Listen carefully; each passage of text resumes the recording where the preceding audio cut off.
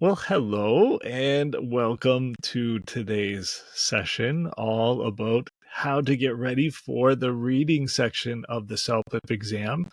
The whole idea of this short little video is going to be to help you with some really important strategies that will make all the difference for you as you are working through the reading section. If you don't take these ideas into account when you're doing the exam, you might find yourself struggling to finish reading on time. In fact, this is a common situation that students face as they're trying to work on this section of the exam. They start reading through the text, trying to understand every single word, reading every single word, and before they know it, their time has run out. You don't have to have this happen to you, my friend, because you are watching this video. And if you put these ideas into practice, you won't be faced with that trouble of running out of time before you've finished working through the article. So the first big idea that I want you to write down, if you're a note taker, write this down, circle it, underline it. That first idea is you don't have to read every single word in the text that you are being shown for the exam. You don't have to read every single word. In fact, you shouldn't read every single word. But there are things that you should read. And that's what we're going to go over today, what you should read. And the first word that I want to tell you about, it's a skill. And the skill is called skimming. And that's what we're going to cover in this first part. So skimming is just like going quickly over the surface. And like I was saying before, you don't have to read this whole entire article. I suggest you do later when we're not practicing because it's a really good article. But on the exam, you won't have time to read the whole thing. The first thing that you should do, skimming.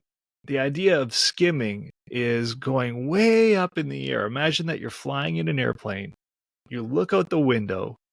What do you see? You see a lot, right? A lot of ground, a lot of sky. You see, like if you can see the ground, you can see a lot around you, but you don't see a lot of detail, right? Because you're so high up in the air. That's kind of what skimming is. You're not looking into the details of the article.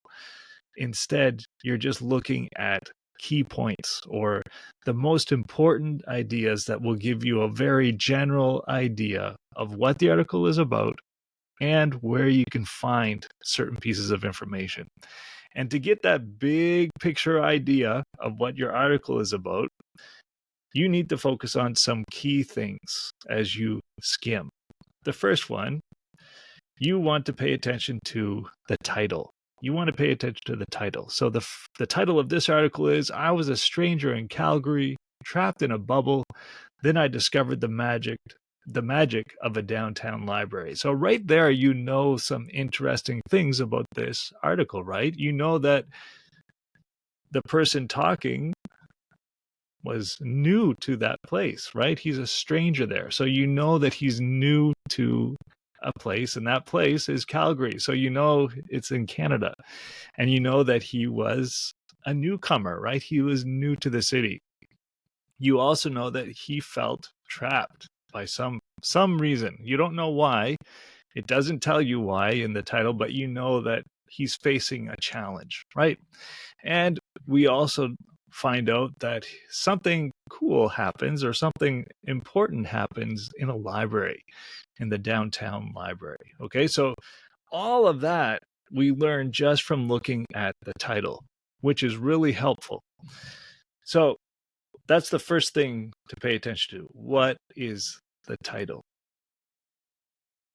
Then the next thing that you want to look for are other texts in bold. Other texts in bold. Here's one. This is a first-person column by Wole Olyinka. I probably didn't say that right, but it doesn't matter. You're just reading it. and who lives in Calgary. For more information about CBC's first-person stories, please see the FAQ. So, what did we learn just by reading this little block of text? Well, we learned that the column, this section of the website, seems to be a regular part of the website. It's called the column. It's like something that the content changes, but the idea of it doesn't. We also know, or we learn, that the person who wrote it is this guy, Wally Olayinka. And again, Wally, I'm sorry, I know I didn't get your name right. So we already know who this article is by. And we can also see that up in here, by the way. Okay. We look for any other bolded text. I don't see any. This part isn't part of the article. So we're not going to worry about it. Okay, so there's no other bolded texts. Where you might see bolded text beyond the title or after the title could be if it's like a longer piece, there might be like little headers like in between one paragraph and another. Like if the topic is going to change and move on to a different theme or a different idea inside of this whole general piece here, there might be a new header that might be in bold. So for example, let's imagine that this was the header of a new paragraph, then this part would be bold and then the new paragraph would begin. But there's nothing like that happening in here, so we don't have to worry about it. The next thing that's good to look for, so very quickly to review, you're going to look at the title. You're going to look for other parts in the article that have text in bold, because that usually means that something important is there. The next thing you want to look for are if there's any words that are in italics or that are highlighted in some way. And very quickly, we're just looking through. Again, we're not reading everything. We're just letting our eyes kind of flow over the text. We're not paying attention to these links. They don't have anything to do with the article. It's just the nature of an online article. You know, there's links everywhere, right? So we can ignore those. We're looking to see if there's any kind of text that is kind of standing out on purpose to draw our attention to it. There's one here, but it's a link to another article, so we're not going to pay attention to it. I don't see any words that are in bold or that are in italics signifying that it's different from everything else. So we'll just move on to the next thing that you should look for. So already we've looked at the title. We've looked for other parts in the article that are in bold, and there's none. We also looked to see if there was any italics or any other kind of highlighting or anything special about the article that might be meant to draw our attention to it, and we didn't find any. So the next thing that you want to do, again, we're not paying attention to reading the whole article, but what you should do is read the first line of each paragraph. Read the first line of each paragraph. Now, what about if you're reading something that is short? Well, you can read just the first few words. So it feels like we are in a bubble, my partner Sandra said. I would stop reading right there. It feels like we're in a bubble, my partner Sandra said. I'm going to go on to the next one. The house smelled sweetly of dinner. Okay, I'm going to keep going. I'm not reading the whole thing. Sandra turned to look at me, her eyebrows raised. I'm going to keep going. Sandra and I moved to Calgary 2 months before from Nigeria. Oh boy, look at that. That has some really important information in it. And all I'm doing is reading the very first part of that paragraph. So you already know the name of his wife, Sandra, or his partner. It's Sandra. You already know that they moved to Calgary, and you know from where they moved, from Nigeria. So that's an important paragraph, isn't it? You don't have to read it all right now. You just know that right there, Sandra and I moved to Calgary 2 months before from Nigeria. That's got some information in it that probably is going to appear in the question section. So keep that in mind, kind of file it away. You saw, like, going back to that idea of that you're flying in an airplane, you're looking down from way up high, you see a landmark, right? Maybe you see a tower, maybe you see a building way, way far below, but you don't see any details around it. You just see a landmark, something that says, this could be important. Remember me. We keep going. Sandra had been reluctant. That's about as far as I'm going to read there. There's nothing else to read anyway. Now we are here, but some problems don't have an obvious solution. Oh, they're going to start talking about some problems. A few days later, I must have been pondering the issue on my way out of a Staples store. So he's thinking, I'm going to keep going. Rising 4 stories high and taking up an entire city block in Calgary's downtown East Village, it loomed over me against the skyline. I wonder what he's talking about, but I'm not going to read the whole paragraph. But I know that in here, he's talking about something important, maybe a building of some kind. We know he's talking about a library at some point, so maybe he's describing the library. And we know that because of our title. Right? Somewhere, somehow, in this article, our friend Wally is going to be talking about a library. Okay. As I walked up to the help desk, the space felt alive, bustling with activities and brimming with people from all walks of life. Okay. So I'm just reading the first line. Very quickly, I became a regular, visiting once or sometimes 3 times a week. Again, I think he's talking about the library. I said hi to a Nigerian after I heard him speak Yoruba, and he regaled me with crazy stories of Stampede festivities. Stampede, by the way, is an activity that is very common in Calgary and around Calgary. That's a Calgary-ish event.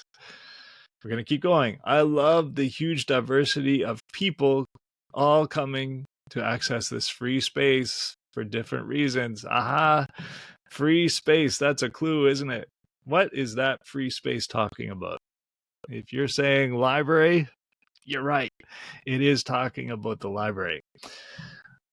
And by the way, this is like, I'm probably shouldn't be talking about it in this context, but free space, it's referring to the library because a public library is a space that's free for everybody to go in, right? That's why this word, free space, these two words, they're meaning the same thing as the public library in the context of this article. So it's kind of like a synonym for public library in this article, not all the time in the regular world, but in the context, in the confines of this article, that's what the free space is referring to. Plus, I made real friends, so something good's happening in there. I still talk about the bubble feeling with Sandra. Several months after I started working regularly out of the library, I ran across a concept called a third place. That's what the library did for me.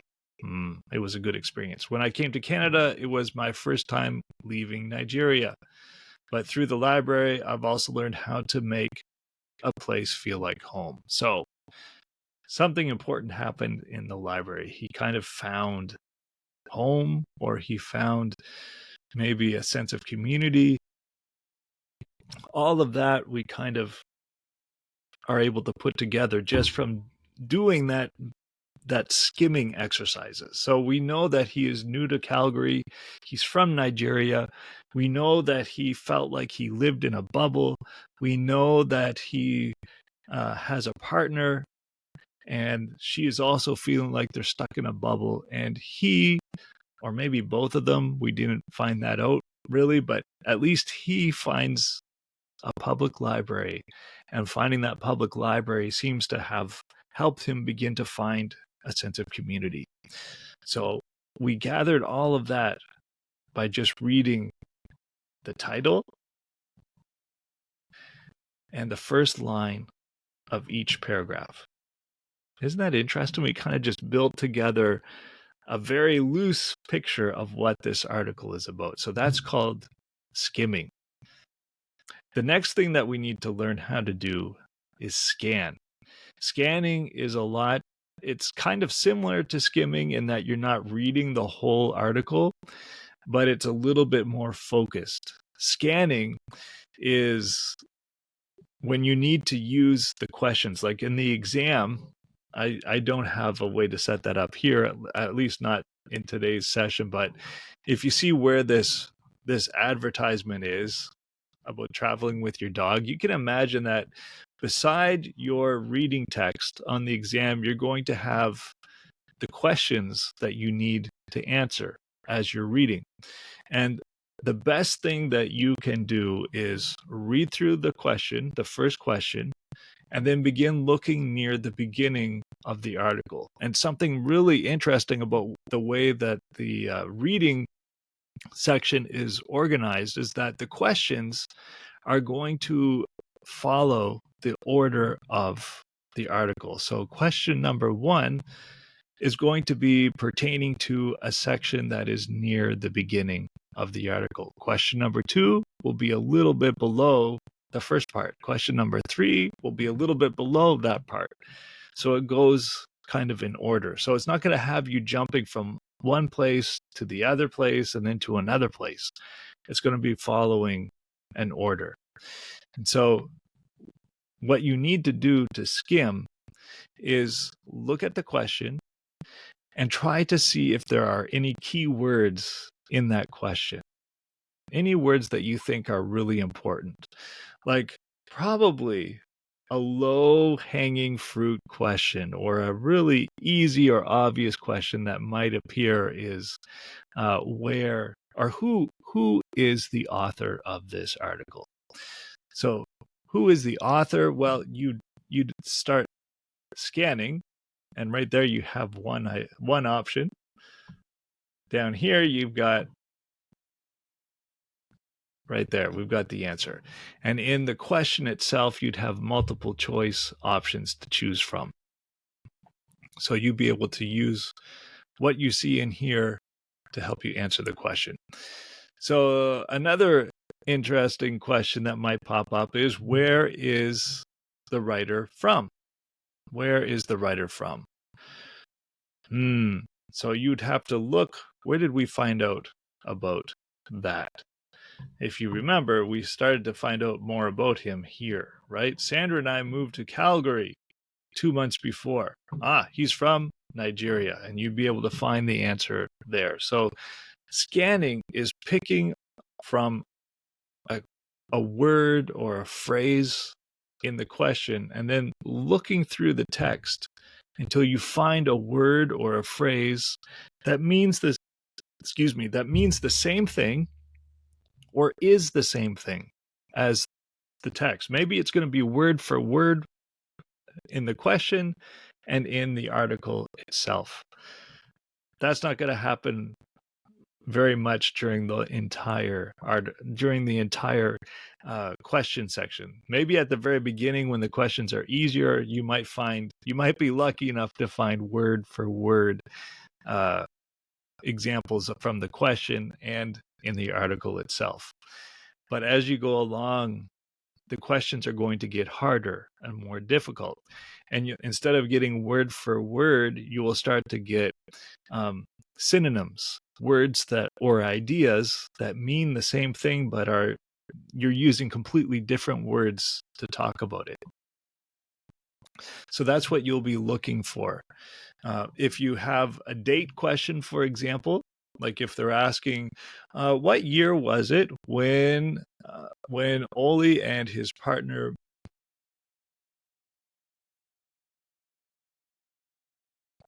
well, what do you think? How could you find that?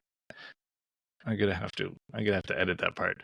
But what you do is you'd skim through.